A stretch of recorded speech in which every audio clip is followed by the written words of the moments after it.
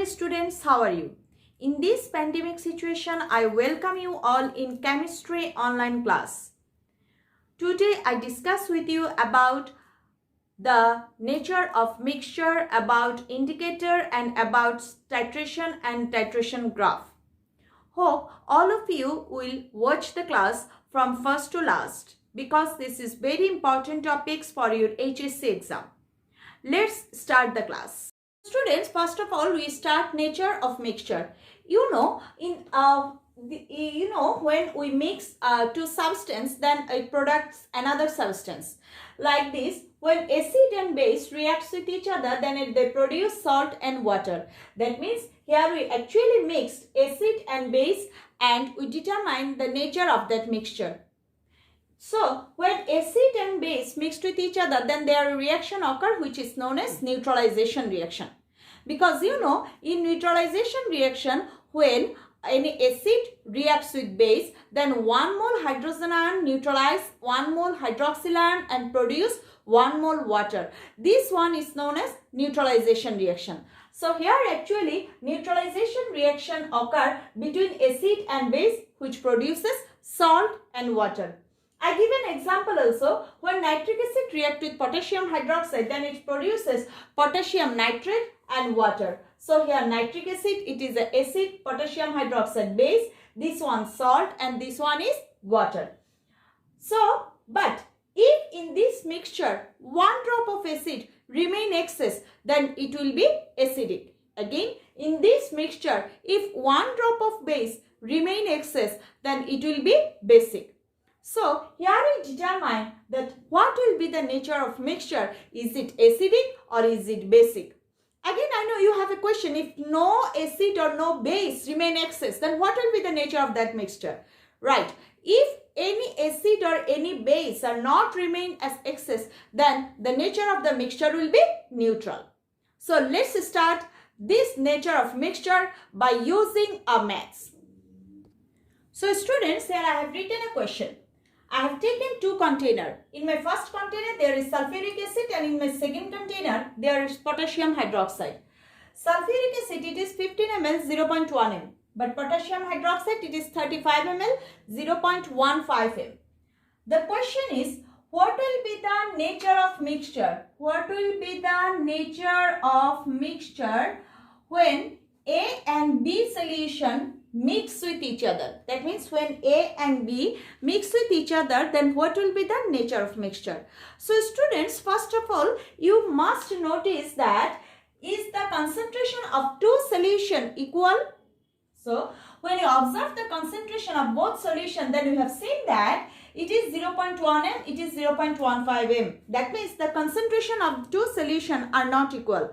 So it is our first work to make the concentration of both solutions equal. Because if we not take the 2 solutions of equal concentration, then we can't compare that which one will remain as excess. Okay. So let's start the question. So students, our first work is to make the concentration of both solutions are equal. So let's start our maths. Here it is given 15 ml 0.1 m H2SO4. So it is equivalent. Now you have a question why we give this sign equivalent. In chemical substance, actually equal sign is not used. It will be equivalent because one chemicals is not equal as another chemicals. It will be equivalent. That's why we use here equivalent sign. So how can we make it equivalent? Just look at here. So 15 into 0.1 ml 0.1 by 0.1 m H2SO4. Why these two are equivalent? Just look at here. When I put 0.1 here and I divide this 0.1 m concentration by 0.1 also. In this case, this and this cancels each other. So the result will be 15 ml 0.1 m, which is same as before. So what's the result here? The result is 1.5 ml 1 m H2SO4. Now let's do the same process for potassium hydroxide. So it is 35 ml 0.15 m KOH, which is equivalent. Here is also we multiply 35 by 0.15. So it's 35 into 0.15 ml 0.15 by 0.15 m KOH. So the result will be 5.25 ml and it is 1 m KOH. This is the result. So students, you have seen the different volume of these two solution. First one is 1.5 ml and second one is 5.25 ml. But here the concentration of both solution are equal. Now we do the reaction which take place between KOH and potassium hydroxide. So now I write the reaction KOH plus H2SO4. The product is K2SO4 plus H2O. To make the reaction balance, I put 2 here and 2 here also. So students, what you have seen? You have seen that 2 mole potassium hydroxide reacts with 1 mole sulfuric acid. That means 1 mole sulfuric acid. So here 1 mole sulfuric acid neutralizes 2 mole potassium hydroxide. That means 1 mole sulfuric acid can neutralize its double mole of potassium hydroxide. Here you have seen that 1.5 ml 1 m sulfuric acid is used. So according to this ratio, 1.5 ml sulfuric acid can neutralize 3 ml potassium hydroxide. So we can write here that 1.5 ml 1 m H2SO4 can neutralize 3 ml 1 m potassium hydroxide. But here you have seen that in my question the potassium hydroxide which is given, it is 5.25 ml. So remaining amount of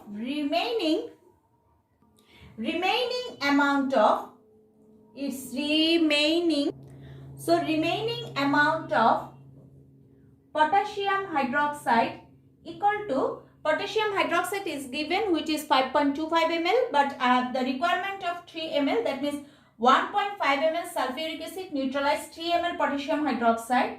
So 5.25 minus 3 ml. That means the answer will be 2.25 ml potassium hydroxide.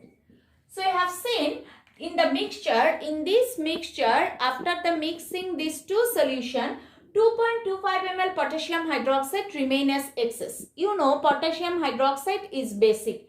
That's why the nature of the mixture. So the nature of the mixture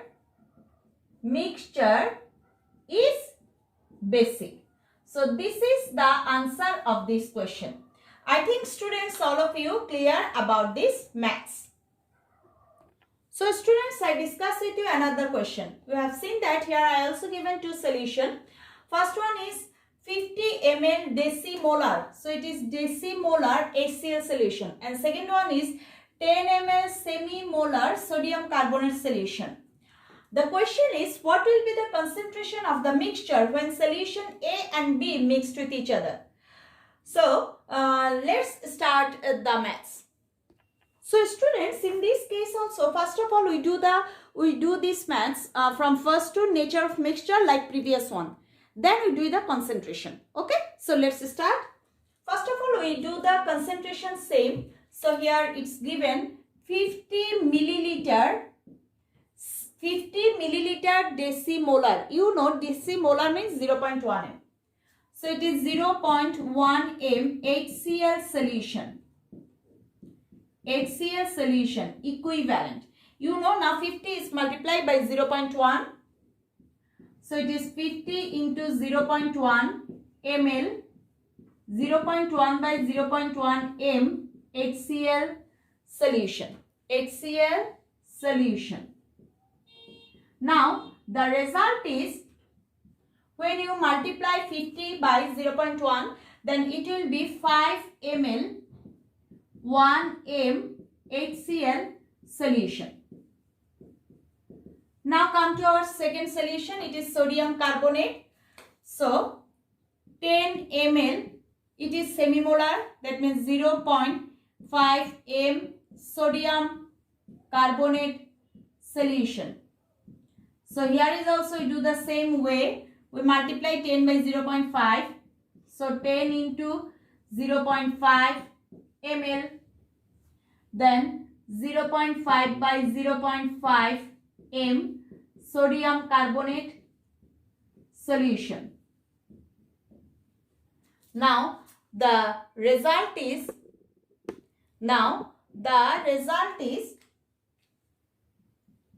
when 10 is multiplied by 0.5, then it will be 5 ml 1 m sodium carbonate solution. Now we do the reaction. You have seen that here I have taken HCl and sodium carbonate. So the reaction will take place between HCl and sodium carbonate. So when I do the reaction, it will be HCl plus sodium carbonate. The product is sodium chloride plus H2O plus CO2. Now if I balance the reaction, then it will be 2, we put 2 here and we put 2 also here. Then it is a balanced reaction. Now what you have seen that 2 mole hydrochloric acid is neutralized by 1 mole sodium carbonate. That means 1 mole sodium carbonate can neutralize 2 mole hydrochloric acid. Here you have seen that hydrochloric acid is given 5 ml 1 m. So 2 mole hydrochloric acid neutralized by 1 mole sodium carbonate solution. That means this 5 ml 1 m hydrochloric acid is neutralized by 2.5 ml 1 m sodium carbonate solution. Right? Now we write these things. So 5 ml 1 m hydrochloric acid is neutralized by 2.5 ml 1 m sodium carbonate solution. So you have seen that here I have given the sodium carbonate in the question. The sodium carbonate which is given, it is 5 ml. But here the requirement is of 2.5 ml. So another 2.5 ml remain as excess. So remaining amount of sodium carbonate solution equal to 5 minus 2.5 ml. It is equal to 2.5 ml. You know sodium carbonate, the nature of sodium carbonate is basic. So the nature of the mixture is basic. So students, this one is like previous one, but now we determine the concentration. So students, now we determine the concentration. We have seen that as excess here remain 2.5 ml sodium carbonate solution, which concentration is 1 m. Now here V1 equal to 2.5 ml. This 2.5 ml sodium carbonate remain as excess. S1 equal to 1 m. V2, that means total volume of mixture. You have seen that here I have given 50 plus 10. So V2 is 50 plus 10 ml equal to 60 ml. And we should calculate S2. We know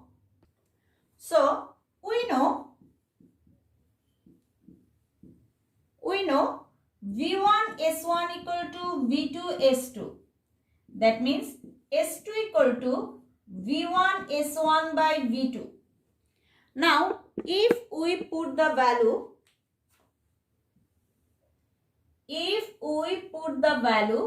then we have seen that S2 equal to V1 is 2.5 into 1 divided by 60. So the result is 0.0416 m. That means here the concentration of our mixture is 0.04167 m. I think students, all of you are clear about this maths. So students, now I start with you about indicator. What is indicator? Indicator is a chemical substance which indicate the end point of a chemical reaction by changing its color. It's known as indicator, like methyl orange, phenolphthalein, methyl red, etc. So, indicator can easily indicate the end point of a chemical reaction. But you have a question, how it indicate the end point of a chemical reaction? Actually, indicator has two colors. One is in ionized form and another is in compound form. The color of indicator in compound form is totally different when it remains as ionized form. So, actually there are two types of indicator. One is acidic indicator, another one is basic indicator. But indicator are prepared by using weak organic compound. That's why the weak organic acid or weak organic base can't be ionized in presence of strong acid or strong base. That means in acidic medium and weak organic acidic indicator can't be ionized. In titration, we use indicator to indicate the end point of a chemical reaction. This case, when we take a acidic solution in conical flask, then we add some acidic indicator 1 or 2 drop in that conical flask. But in presence of the strong acid presence in conical flask, indicator can't be ionized. Now when we add a base in that conical flask dropwise, then the strong acid which is remain in that conical flask will be react with that base, that strong base. A time will come when the strong acid which is present in this conical flask will be finished in presence of that base. That time, when we add one drop of base in that conical flask, then indicator will release H plus ion. When it releases H plus ion, then its color is totally changed. By the change of its color, we identify that our reaction is finished because the acid which I have given in conical flask, that is totally neutralized by the base which I have added from burette. This way, indicator changes color. Now, what is titration? Titration means the process through which we can determine the concentration of an unknown solution is known as titration. Actually, here we discuss about acid-base titration. In acid-base titration, acid or base, suppose acid are present in conical flask, that time base is present in burette, and if base is present in conical flask, that time acid is present in burette. So there are actually 4 types of solution. First one is the solution which is made up of strong acid, strong base. Second one is the solution which is made up of strong acid, weak base. And third one is the solution which is made up of weak acid, strong base. And fourth one is the solution which is made up of weak acid, weak base. By the difference of this solution, the indicator and the titration graph is totally changed. So let's discuss about the titration graph of these 4 types of solution. Students, here I have taken strong acid and strong base solution. You know, strong acid and strong base are 100% ionized in solution. That means in this solution, total H plus ion which is produced from acid is neutralized by the OH minus ion which is produced from base. So, we think the pH of the solution will remain 7. Let's discuss it with an example. So, as a strong acid, if we take hydrochloric acid and a strong base, we will take here sodium hydroxide. When hydrochloric acid reacts with sodium hydroxide, then it produces sodium chloride and water. So this is strong acid and this is strong base. Now these two neutralize each other and produce salt and water. But if in case of acid, one drop remains excess, then the pH will decrease to 3.1.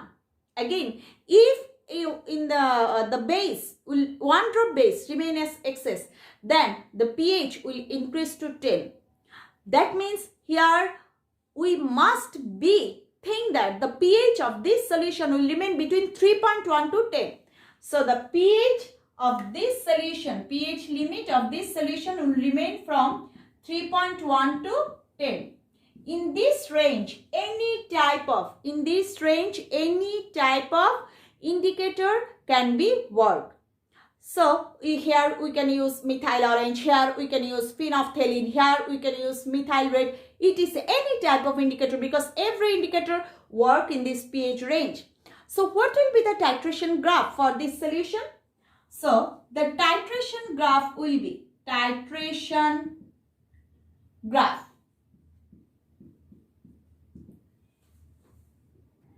So the titration graph will be, just think here it is 7 and here it is 1.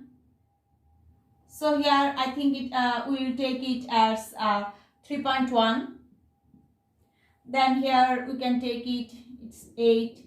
Then here we can take it as 10. So what will be the titration graph? The titration graph will be like this. This is the titration graph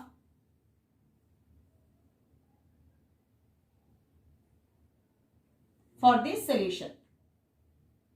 Okay, for strong acid and strong base solution.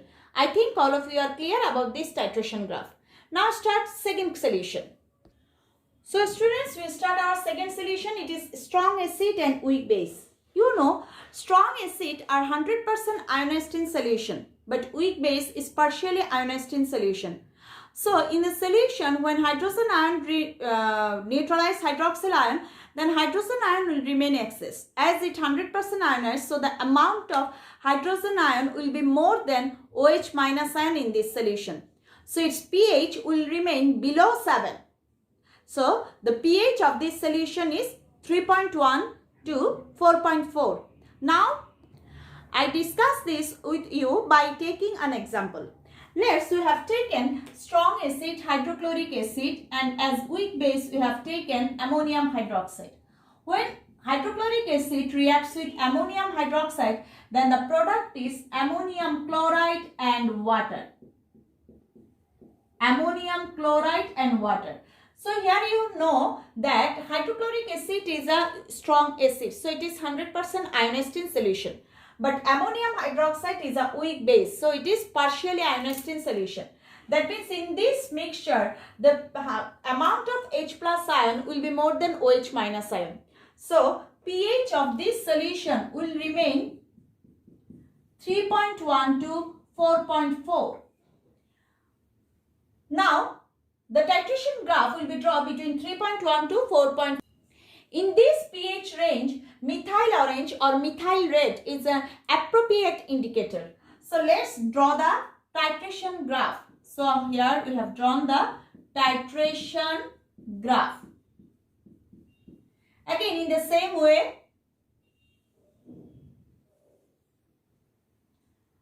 So this is 7. Just think it is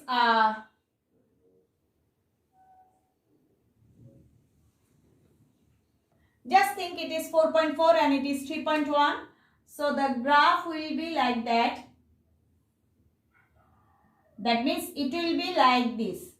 So this is the titration graph for strong acid and weak base solution. Now let's start our third type of solution. So let's start our third solution.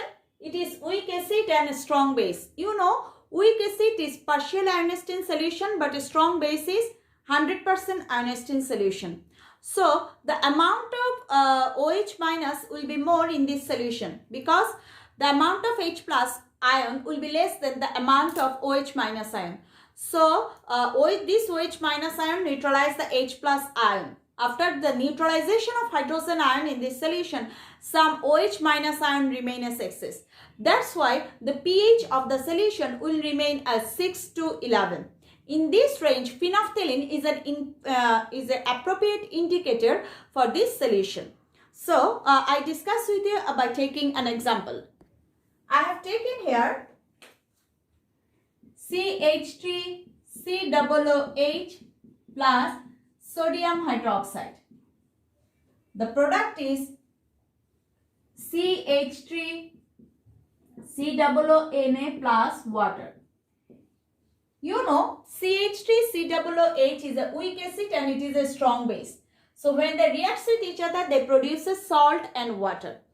Now, if here the amount of hydrogen ion will be less than amount of OH minus ion. So some OH minus ion remain as excess. That's why pH of this solution will remain from 6 to 11. In this range, phenolphthalein is an appropriate indicator. So let's draw the titration graph. Titration graph. So here we draw the titration graph. It is 7. Just think it is 6 and it is just think it is 11 and it is 6. Then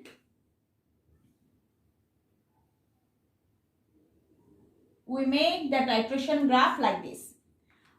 So this is the titration graph for weak acid and strong base solution. Now let's discuss the fourth solution. So I start here our fourth type of solution. It is weak acid, weak base solution. You know, weak acid, weak base both are partially ionized in solution. Their rate of ionization is not fixed. So in this case, we can't determine the pH of this solution. So no indicator is worked in this solution. That's why. So let's let's discuss this by taking an example. So here I have taken CH3 COOH as weak acid. As weak base, I have taken here ammonium hydroxide. When they react with each other, then they produces CH3 COONH4 plus water. So this is the solution. This is the example. CH3 COOH is weak acid and this is weak base. They neutralize each other and form salt and water. But the rate of ionization of CH3 COOH or ammonium hydroxide are not fixed. That's why the pH of this solution is not fixed. So as the pH range is not determined of this solution, so we can't use any type of indicator for this solution. So students, no more today.